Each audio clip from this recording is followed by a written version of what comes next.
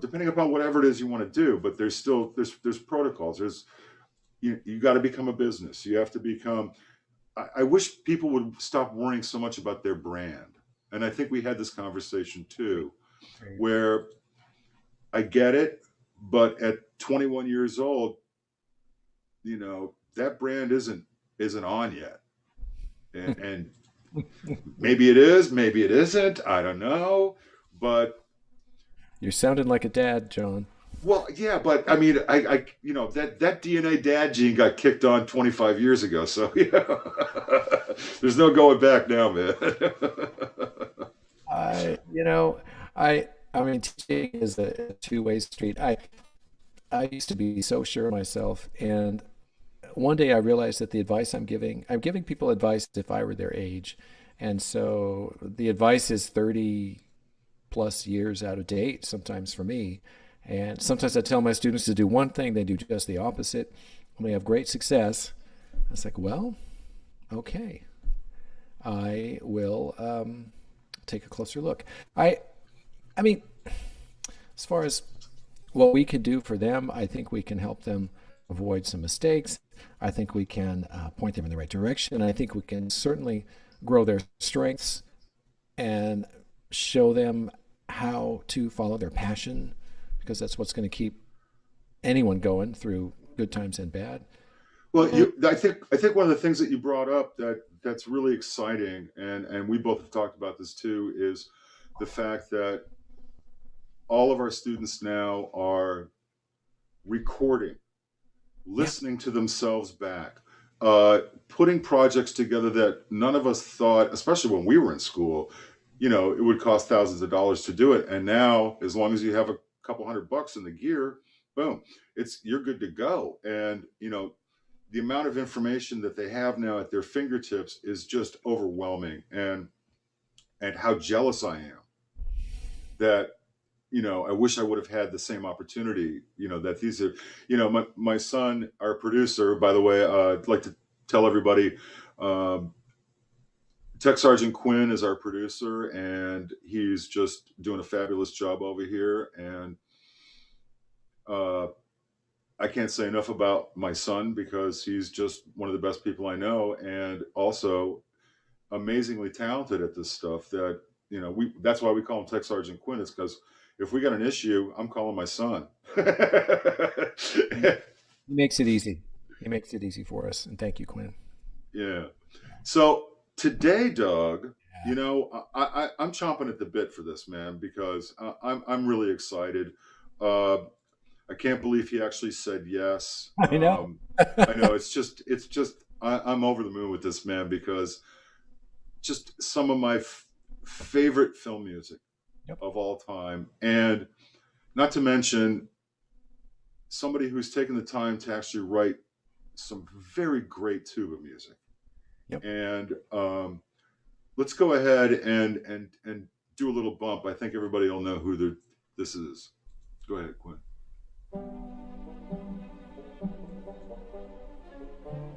Orville.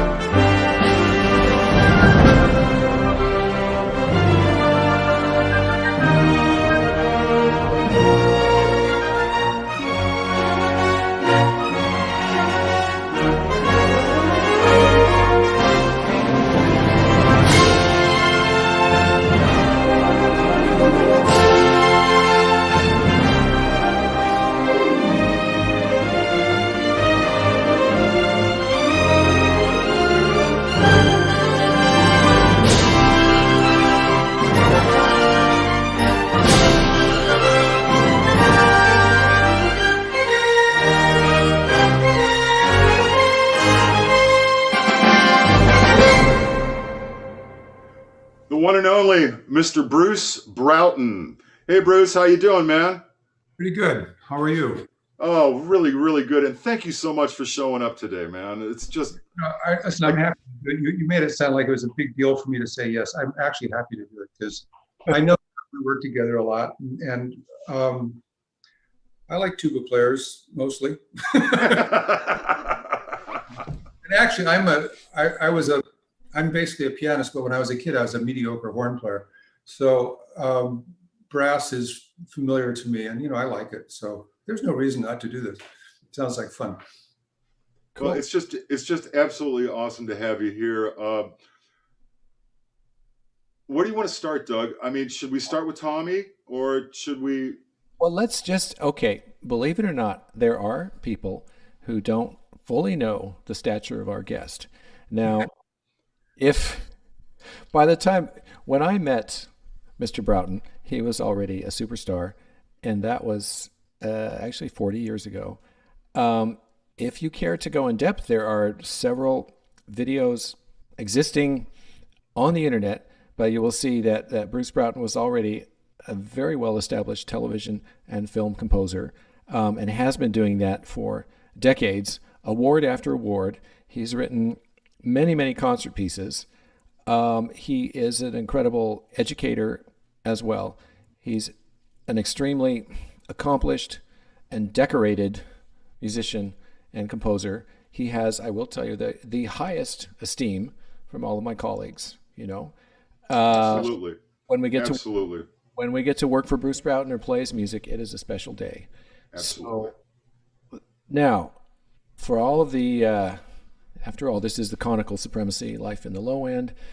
Our audience is basically tuba geeks. We're all dying to know more about the famous tuba concerto or sonata. I know I certainly am.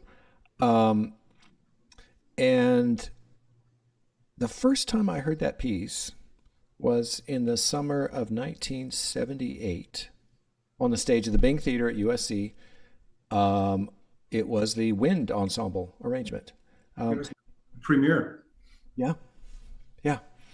And I was a teenager, and I had come down from my hometown to the tuba conference that Jim Self put on. And can you tell us the context of that time? I think the piece was written in 1976.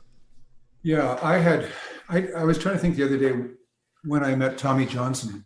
Yeah. I'm guessing it was just because we worked together. I need a tuba, so Tommy was the guy. And knowing Tommy, he was a very friendly guy. He was really hard not to like. I mean, he was a great guy. And so I remember being over at his house one time, and eventually I started accompanying him. He would want to go out and play, and he asked me once or twice if I'd play the piano for him. I said, yeah, sure. And then I moved, and it turned out that I moved to about 3 blocks from where he lived. I recognized some of the area. I said, oh, this is like Tom Johnson lives near here somewhere. So we were really very, very close in terms of actual property lines and in terms of friendships. My family got to know his family really well. One of his daughters was our babysitter and all that kind of stuff. Jenny was our babysitter. And I I would play for his students as well. He needed a piano player, so I'd go over on a Saturday morning and play for his students. Norm Pearson, who was just at the here at the Philharmonic, I remember when he was like 16 or 17, playing piano for Norm and a lot of other guys. You played for me Yeah, when I did it? Okay, that's right, I remember. But it was a lot of fun. And occasionally he would go off and he'd do a recital, and I would play for him. Well, the one thing that I found out about playing for tuba pieces is that the tuba parts were generally a lot more fun than the piano parts. I mean, he did that version of Carnival of Venice, which of course was, really a horrible piano part. But there were other ones that were just really awkward and all that stuff. So I thought that I would like to do. We went off and we did a recital one time at Cal Arts in Valencia, and it was a really kind of relaxed thing. And I thought, I'd like to write a piece like that just for Tommy and me, one that has a good piano part and one that has a good tuba part, one that he'll enjoy, one that I'll enjoy, and one that an audience would enjoy, because it was really like that little concert, that little recital we did. So I wrote this piece. And I remember I came over to the house and I said, hey, I've got this piece I wrote for us. So he said he just read it through, just, he took the first movement about 30 beats faster than it was supposed to be. And so I remember we premiered it in a recital one night at CSUN. And typical Tommy, right before we got on, he's rubbing his jaw and he said, I did a big double session today. It was with John Williams or somebody. He says, I don't know, there was a lot of tuba stuff, and I think maybe my jaw's locking. I don't know. I'm thinking, oh, don't tell me this. I don't know. Anyway, he played it fine. But that was like typical Tommy, right? And then he suggested that I orchestrate it. So that version that you heard, the wind version, I did it that way because I thought it was the way to get it played most often. Stravinsky's piano concerto is usually played with orchestra, except that there are no strings in it other than the bass. It's just winds and string bass. So I thought, I'll do the same thing. If I do it that way, any concert can play it, any band can play it. So I can get a orchestra, whatever. Well, it turns out I was mistaken. Bands have played it a lot, but the orchestra, the problem with the piece is it's a light piece. It has triple woodwinds and it's too expensive and no one's going to play it with Mahler, So years later, I did another version. So there's a orchestral version of it. And so there are 3 versions of the piece. They're all, the tuba part's exactly the same for all 3 of them. With the piano, which is the original, that's called the sonata. And then the other versions are called the concerto. I never knew whether it was really a big enough piece to be a concerto, but it gets played a lot. I saw a review a couple of years ago that I came across by accident of a concert, of a performance of it in a symphony concert somewhere in the Midwest. I don't know who the player was. I couldn't even tell you what the town was, but the reviewer gave it a rotten review and he called it a piece of ear candy, and he says, it could have been a better piece, could have been performed or written by so-and-so and so-and-so. And I thought, gee, I guess I should be insulted, but I'm really not, because that was what it was intended to be. It was intended to be a piece that everybody enjoyed. And as far as I know, people enjoy the piece. And it's never bothered me. I still like the piece. It's cute, if I go to a school, like a college or something, and I walk into the band room and there's a tuba player there, if the kid recognizes me, he'll start playing the concerto. If there's a horn player and he recognizes me, he'll start playing the fanfare to Silverado. So I've got these musical, riffs that associate me. But now and then Tommy one time gave me this piece for tuba and cello. I don't know who wrote it, but I didn't like the piece very much. And I said, I think I can do better than that. So I wrote him a piece for himself and his son Keith, who is a cellist. And that was that bipartition that you recorded, Doug. You recorded great. You play. I'm really thankful you recorded. But that was the other piece that occasionally people ask for that, but that's not as friendly as the concerto. Bruce. Speaking of the concerto, I've always been curious. The way you spun the melody throughout pretty much all the movements is just genius. I love the fact that it comes back in different ways. It's spun onto itself, and then other things kind of move in melodically that are, especially in the second movement, just using basically a triad to start things off, and how absolutely lovely that is. I mean, being a tuba player, the concerto is one of my favorite 20th century solo works because it's tonal, and that's where I live. I love atonal music. Don't get me wrong, but there comes a point in time, and I think that's one of the reasons I became a jazz musician, is that I just love singable melodies, and I think one of the things I love about the concerto is that it actually is rather singable, and that doesn't happen with us a lot. Melodies get a bad rap. Like of the classical concertos, a guy who gets beat up a lot is Tchaikovsky. Yeah, because he wrote really cool melodies. No, they weren't cool melodies; they were great melodies. He they wrote were. Yeah, really stunningly beautiful melodies. He was a really good composer, but if you know, a lot of people, if they're going to pick Tchaikovsky or Brahms, they'll pick Brahms because his music is deeper and all that. But and he wrote good tunes too, but he wasn't like Tchaikovsky. No. So in the movies, since most of my career has been in the movies and in television, I was encouraged. I met a publisher one time. I was working for CBS Television, and then at a publisher, the CBS publisher had come out from New York to hear what we were doing, to see if there was anything that was useful to the publishing company. And I was playing him a lot of background music from the shows we were doing, like Hawaii Five-0 and Gunsmoke and all that stuff. He says, geez, he says, aren't there any tunes here? And I said, well, these are just TV shows, you know, we would just do the background scores. He says, let me tell you something. He said, a couple of years ago, there was this B movie that no one saw in Germany that had a theme in it that became Strangers in the Night. He said, you know, you never know.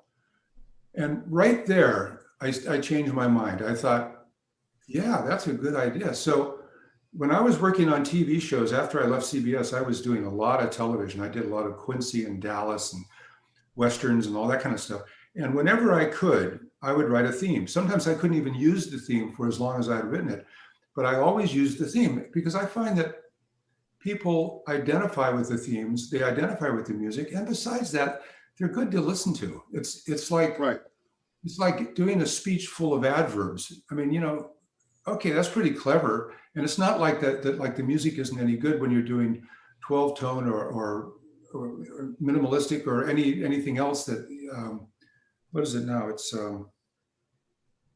I can't think, but you know, whatever the new thing is, there's a lot of really interesting music in the world, but there's not a lot of melodic music in it. And I find with my students that most of them can't write tunes. And Yeah. those who can write tunes sort of can't harmonize them and they can't arrange. I mean, it's almost like a forgotten thing. So lately, I've gone back to writing music. I mean, I write whatever I feel like writing if I'm not doing a commercial job. But I'll write a lot of tonal stuff without pandering, but just because I think people don't get it very often and they'd like to hear something that's a solid piece. There's something like that to listen to, you know. Yeah, I would like to think that things are changing as far as the way composers are looking at things. And granted, there's always a new way to do things and everything, but man, there's nothing like a 2-5-1. I'm sorry. It works every time. And if the melody supports it, it's even better. And I really think it's something in our DNA that we just like. I always have this conversation with my favorite piano player, Mark, and I go, what's with the 1-4 thing? Why do we like going to the 4 chords so much? It's just like every hit, we just dig it. And some. I was talking to Randy Newman one time about this, and you know, Randy's a really good musician. He knows a lot of chords. And I said, you know, like, I don't want to appear stupid, but have you noticed how simple music has become? And he looked at me and says, heck, he says, in 1955, we lost all the chords. Well, hey, can we take a second here? Can we pull up the first movement and just get a taste of the first movement of the concerto? And this particular version is with he's just a wonderful, wonderful tuba player. Is now in the Melbourne Symphony, right, Doug? Yeah. And Tim, his name's Tim Busby, and it's with orchestra, and he just plays the living snot out of this, man.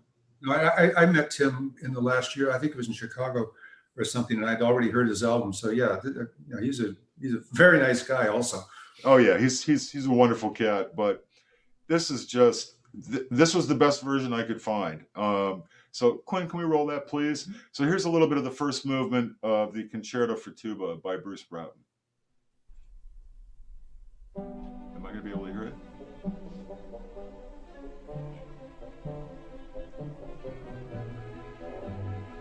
Sounds very low.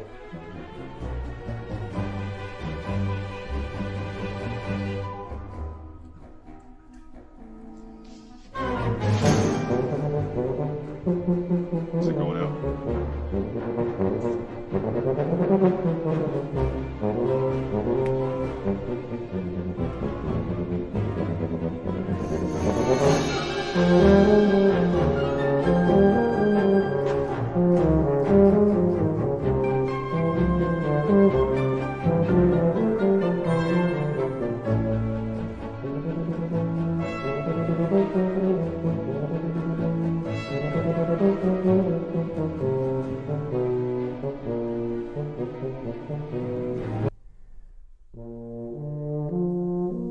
And here's the second movement.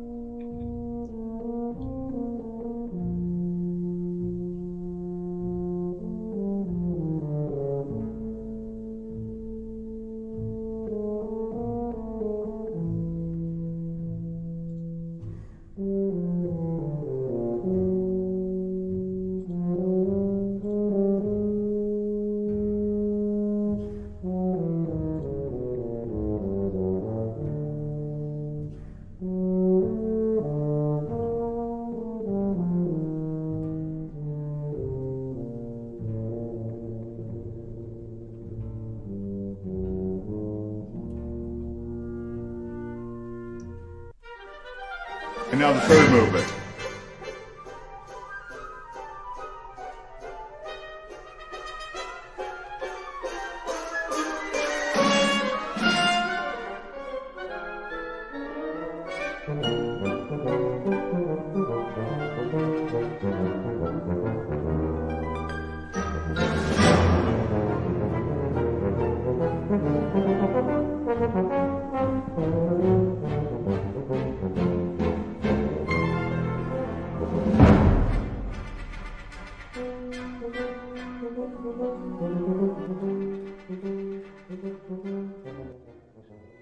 So there's a bit of a taste of all three movements, and Bruce, first of all, kudos to you, Tim. Wow, just killing it.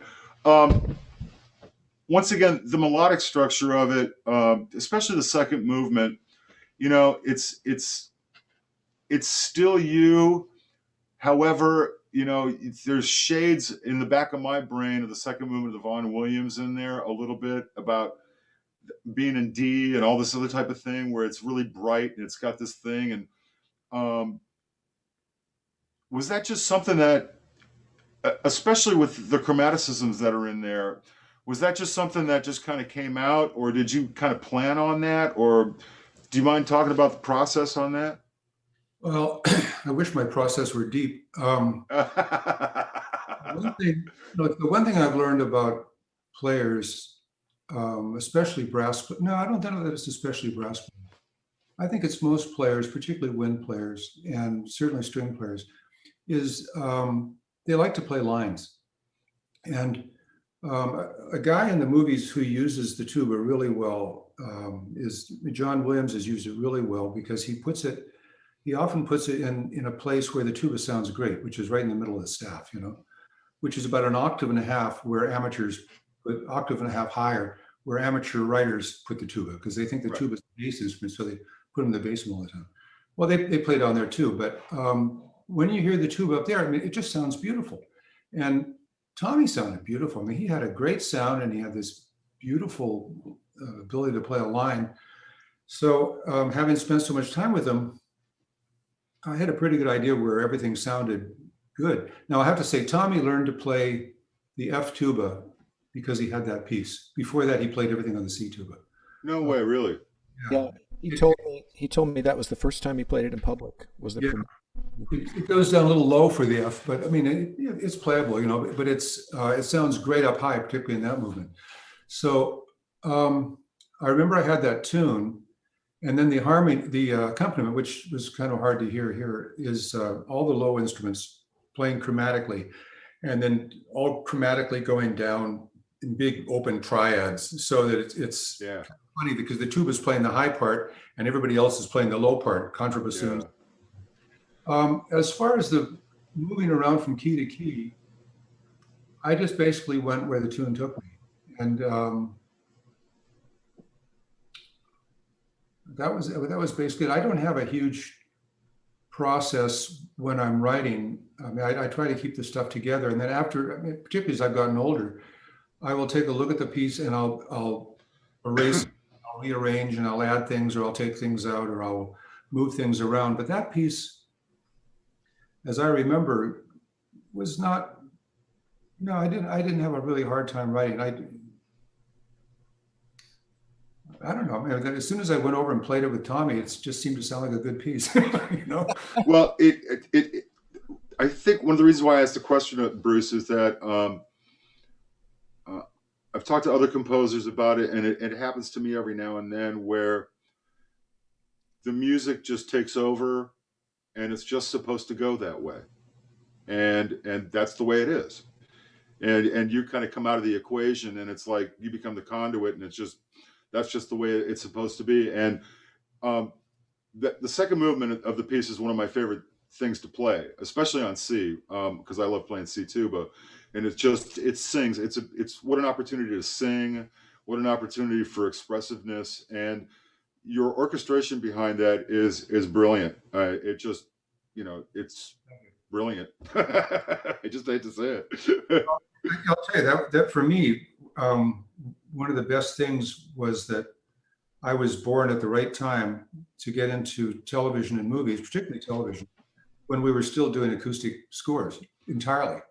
I Mhm. have nothing wrong. I mean, I have nothing against synths and all that stuff and how music is generated by a lot of people now. But when I began at CBS, the CBS orchestra was 18 players. That was it. You could have 18 of anything you wanted.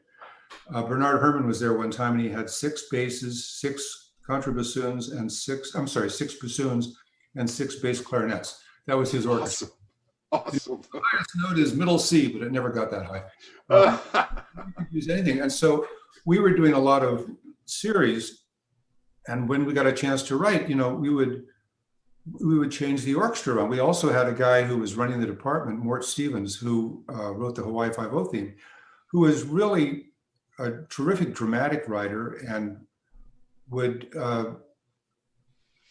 could really get your attention with his ability, So it was really a great lesson. Once I left CBS and once I went freelance, again, I was practicing with these small groups, and I determined that if I were going to work on a series like Quincy or Dallas, particularly because Dallas, every show is basically the same show, I had to change my orchestra. Otherwise, I would start writing the same music.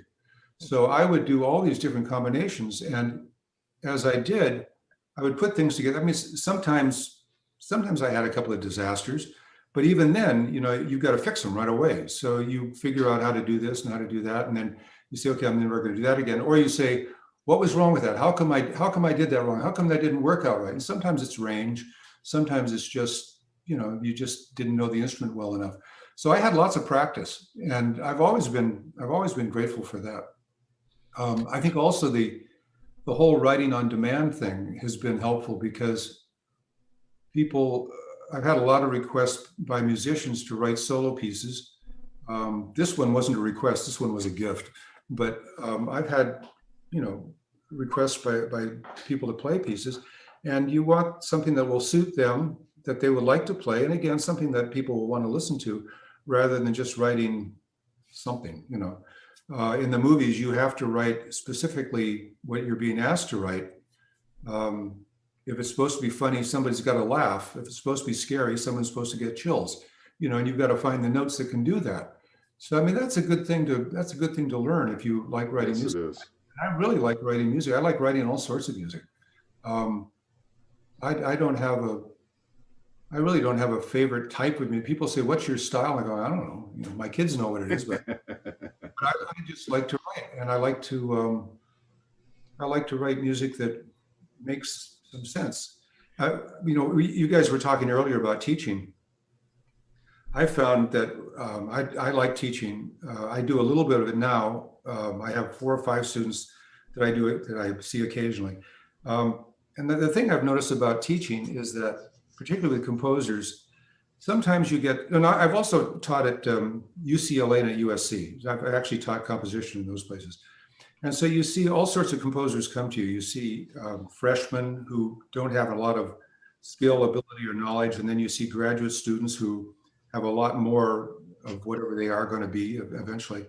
But the one thing you always see is notes that somebody put in order because that was what they thought they wanted to hear. Now, sometimes they're not very effective, but sometimes they are. And sometimes, it seems to me that as a teacher in a case like that, your job is not to make them sound like you or to make them sound like anybody else, but to find out what they are trying to sound like. Try to make those notes really make sense so that somebody can listen to a piece and say, "Oh yeah, that's really great sense." So you find all these different styles and all these different levels of composition by these young people that come to you. So that when you're writing yourself, or when I'm writing myself, if I have problems, rather than beat my head against the wall and say I'm just a crappy writer, I think about my students and saying, okay, I don't allow them to say that. I just try to figure out what the problem is and solve the problem. So, as a teacher, you learn more about problem solving for yourself as well as for your students. And I think it improves your whole ability to work. Doug, Yeah. you had something? Well, I wanted to go. This is my chance. I just wanted to ask you one last thing about the sonata. When I hear that piece, I mean, the thing that came on the scene at just the right time. I don't know how many people who are listening remember what it was like in the mid 70s, but for tuba solos, as you said, there wasn't much. And this piece came along and it was the right piece at the right time. And for me, it captures the soul and the sound of Tommy Johnson. I remember hearing him play this. I remember him teaching me this piece. And now when I teach it, I tell my students, well, to me, the sound I have in my ears is Tommy Johnson playing this piece. And I teach them that. And there were some things in this piece that are technically it was pretty groundbreaking at the time, I have to say, the fast tonguing and the third movement. I mean, did you have any? Well, of course, Tommy could play anything, so you were spoiled. Yeah. But did you have any reservations about writing some of the stuff that it was going to be too hard for people at the I've time? never heard him play it. No, actually, I've always, even though I was, as I say, a mediocre horn player, I've never been good at gauging how difficult a piece is. I've been working on. I mean, I know the fingers, like on the trill in the second movement. I think it's a low A or something like that. I had to figure out what the fingering was for that, just to make sure that it's really playable. I always look up. I don't play woodwind, so I look up in fingering charts if I have trills or awkward runs. I'll actually look up the fingerings to make sure that they're doable. But no, and he played it really fast. I mean, he played the last movement really, really, really, really fast, just leaping over notes, and. So when the two of us got together and we played it for people, it would be pretty exciting by the time you got to the end. It was like, well, it's like that. I was just, Tommy's a funny guy. I don't know many people who still get talked about so much as Tommy. I mean, I run into guys who knew him, who worked with him, and we end up for a few minutes talking about Tommy, and somebody will tell a joke about something he did or something that he thought was silly and was funny and all that kind of stuff. He was just a fabulous guy. It went into his playing. He had an enormous amount of students who did really, really, really well. In Chicago, there's Gene Picorni, who I've run into several times. He just adores the memory of Tommy and made me tell an audience. A couple of years ago, the Chicago Symphony did a live performance of Silverado, the whole score. And so before the performance, I was supposed to talk to an audience or something like that. And Gene grabbed me and says, make sure you tell them about Tommy. Make sure you tell them about Tommy. And the thing that I had forgotten about Tommy, and this is one of the things that made him so spectacular, aside from just being the world's nicest guy, he had Bell's palsy. Half of his fell, That was right around the time of Silverado. Well, Silverado opens with a tuba solo, really down low. It's the first thing you actually hear. He played that whole friggin' score on the side of his mouth. He learned how to play because there wasn't anything that was going to stop him from playing. So on the strong part of his mouth, he just did that. He just moved his embouchure over that way until he could heal, which took a long time to do. He was an incredible player, just incredible. He told me one time, he said, whenever anybody asks me if I can play something, I always say yes. He says, because 95% of the time I know how to do it, and the other 5% of the time I can learn it. That's so right. I've been asked that, I think you want to talk about the Seth MacFarlane thing. The first time Seth called me, I wanted to say no, because I thought I've never done anything like that before. And then I thought of Tommy, and I thought, okay, yeah, sure, okay, I'll do it. 5%, I'll figure out how to do it, And it was like the smartest thing. It was some of the smartest advice I ever got. because at that level, you do know how to do things, and you're always going to find things that you've never done before. He was just the most positive guy. He said to me one time, people have a lot of anxieties and they have a lot of worries. I sort of have the feeling that usually it just turns out okay. And for the most part, I'd say in his life it did. he just, for the most part, it turns out okay. Yeah. And I think that's a better way, particularly with what we've been going through in the last year. It's a better way to be. I think you're right on that, Bruce. Hey, Doug, can we move on to the one that you recorded, please? And can you tell, first of all, can you give us a little background on the piece first, and then Bruce can chime in? But which one would you like to have Quinn pull up first? Maybe. Well, here's the thing, Bruce. I thought we'd play just a tiny little snippet of the Bipartition. It's a piece that people don't know that well. For a long time, it was unavailable. I know your publishing company finally published it. I learned it from the manuscript. In fact, this tattered old copy was made on Tommy Johnson's copy machine in his There you house. go. And Thank you, Tommy. That was Tommy's downtime. I know no composer wants to hear that their music is being distributed for free. But this piece is such a departure from your other style, from the style of the sonata. And I mean, those of you who have made a study of your film music, I mean, to be honest, the first score I heard that was yours was Time Bandits. That's yours, right? No, Ah, no, not Time Bandits. That's okay. You're not the only person. Time Bandits, I think Time Bandits is Michael Kamen, I think. oh, really? I thought I saw. Well, I thought I saw your name on something. Well, okay, my mistake. But I, Well, what was your first big score, Bruce? yeah. Silverado was the first well-known one. I did a lot of television before that was pretty well-known, but the first well-known movie, the first one that made me a movie composer was Silverado. I had done 2 movies before that. And One- which were? The first movie I did at all was for Billy Graham, the evangelist. The second one was a thing called The Ice Pirates, which is already, which is I've not- seen the Ice Pirates, man. Good job. The one And I think I used 3 tubas on the Ice Pirates. Yeah, you did. And then on an episode of Buck Rogers, I used 4 tubas. So, I was experimenting a lot. And then I did Silverado. And even on Silverado, I used, there was one session where we had, I think, 2 tubas and a euphonium in the big brass section.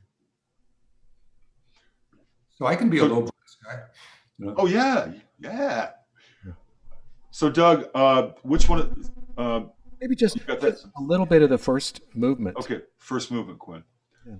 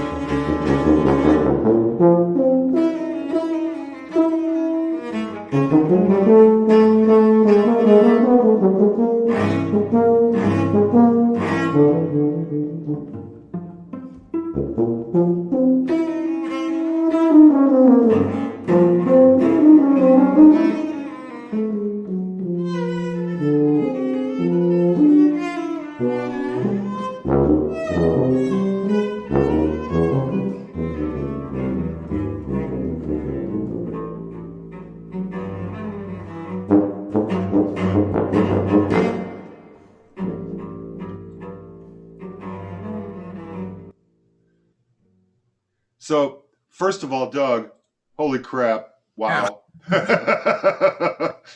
you sound great. Just sticking it, man. But I think what I really like about this piece is, and how you treated it, Bruce, was brilliant. You're basically dealing with a bass tenor voice and a baritone, because the cello's kind of like got that tenor, maybe baritone voice thing going, not quite bass, and yet they're both soloists and they're both accompanists at the same time, and it's just beautiful writing, in my opinion, and using those voices to their best ability, and the range that they've got. Because I think a lot of people, like you said before, the tuba has quite a large range, and depending upon the individual, that range can be quite extreme, and quite beautiful in both tessitura and in the lower octaves. And the same is true with the cello. I mean, it's my brother's a cello player, and it's it's actually a wonderful combination. Well, I mean, I was fortunate that Tommy had a son, Keith, who played cello. I mean, Keith did a great job on it. Um, it's a odd combination because obviously the tuba takes over. So I asked for the cello to be amplified. Um, but they go pretty well together. But I haven't heard that for a while. It's really nice to hear that recording. It's a really good It's recording. it's a wonderful piece of music, Doug. Well, it was such a challenge to learn. I mean, look, every minute you put into this piece is worthy. Um, it was unmetered. The version I played, it has since been metered and rebarred. First movement is unmetered too. Yeah. Um, and the hardest part is finding a cellist who will agree to play it with you, because it's a real commitment, and it took it took a lot of rehearsal. I played this with it was Rachel, and she was a student at Cal Arts, and I think we rehearsed probably every day for a month, because it was, for me, it was the challenge of getting the tuba sound into the cello sound and playing small enough that we could actually resonate together and that I wasn't dominating her sound. And once we started getting that happening, the piece really took off. But we performed the piece several times before we recorded it together. I mean, we spent a lot of time with this piece, and I wish it were played more. But I think I agree. it's if you can find a cellist who will do it.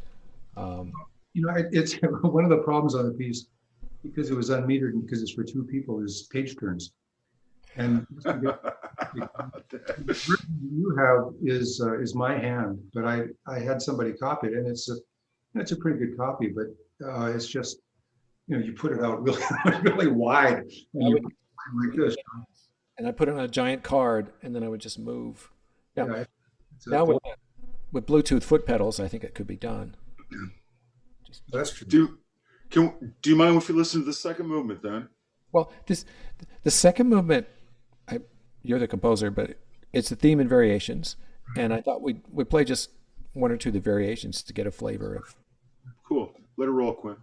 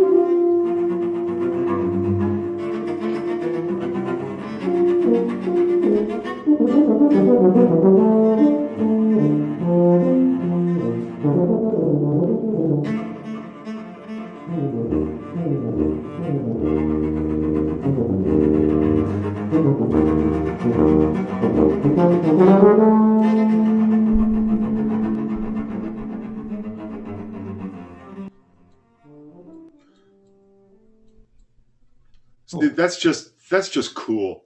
That's just cool, man. Well, that's a tune. That has sort of a tune in it, No, it you is. know. It's totally a tune. It's totally a tune, and actually, I could see that being used in a whole bunch of different fashion. I mean, one of my favorite things in film scores is the small group film score, and I long to hear those because they're so far and few between. Um, I mean, Who's I'm a it? huge fan of orchestral things, but when you're able to get like a septet in there and just do the whole film with a septet or a sextet. Oh, yeah. Terrence Blanchard's done that. One of my favorite ones is Mark Isham did on Romeo is Bleeding. I think it was a septet where it was just a kind of a freeform jazz score and the colors that are there. But this reminds me of two guys just blowing and there's structure there, and that's what makes it cool, I think. It's funny, when I was a kid, like a kid being 16, 17, I loved the orchestral music of people like Rachmaninoff and Mhm. Tchaikovsky and the Russian guys because it was so big and so thick.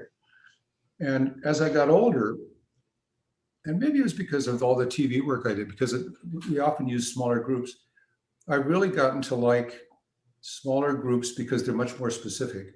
Like I like working with a chamber orchestra or just a small group of 5, 6, 10, something like that, Mhm. because you can hear everybody. And as I tell my students, if you have a small group like a quintet or an octet, you're going to hear everybody. You don't have the balance problems, but you have the opportunity for the players to really come forward, all of them, which is really, really great. By the way, thinking of that, I wanted to ask you, you just deal with low brass, but you deal with conical brass. Do you know the high bridge brass? Do you know that group? Yes. It's a quintet of 2 cornets, alto horn, euphonium, and tuba. And I did a thing for them a couple of months ago. It's a really interesting combination because it's got that sound from high to Right, low. right. Everything's round, Everything's round. Yeah. round. Yeah. There's no trumpets. Yeah. That's It's fun. Thank you. Well, so question, I know you've written some tuba quartet stuff for Jim at USC, and I think you've written one or two other tuba pieces. Um, our question for all of our guests is, what are you doing now? You For know, tubas. Well, the whole one of the things that we've both been talking about quite a bit on the podcast is what people are doing to stay busy during COVID, since so many of us are unable to perform or are unable to work. And from what we were talking before we started the show, you're teaching a little bit on Zoom right now. Also, I also wanted to say to you that what an amazing thing for you to take your body of work and archive it where it will be taken care of forever. That's huge, Bruce. I mean, congratulations, and I can't think of a better place to send it than North Texas.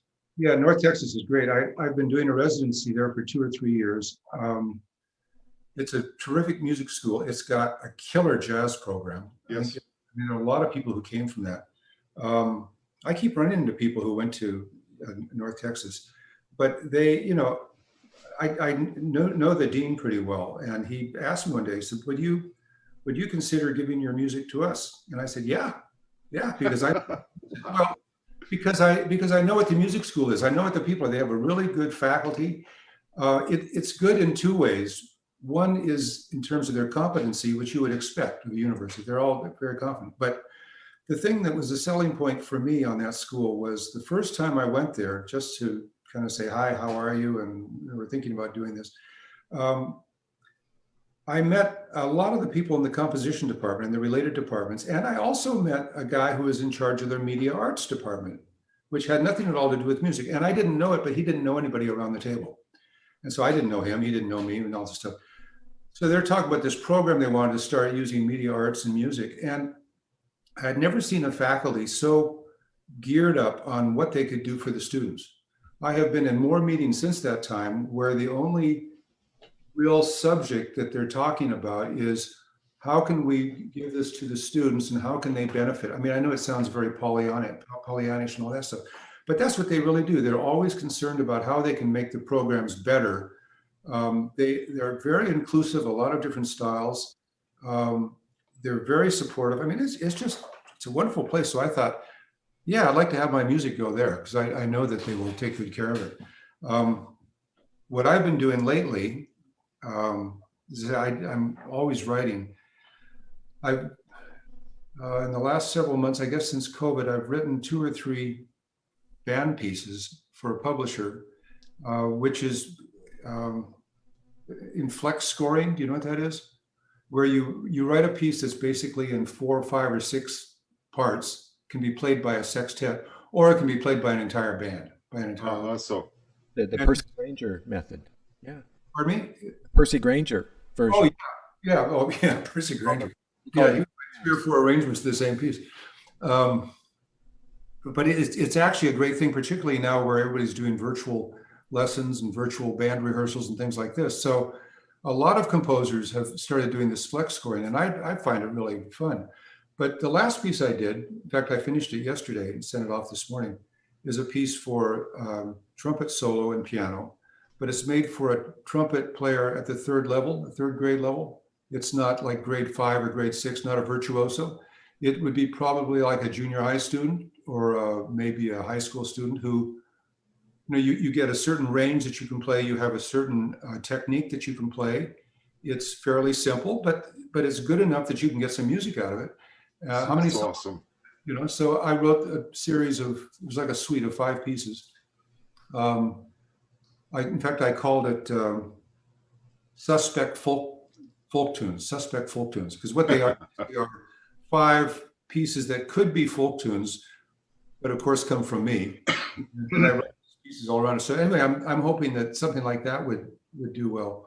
I've done a few of those, and I like doing that. I like writing pieces that I think are going to get used. So we'll see. That's just wonderful, Bruce. I mean, God, I wish you'd been around when I was a kid looking for tuba stuff to play.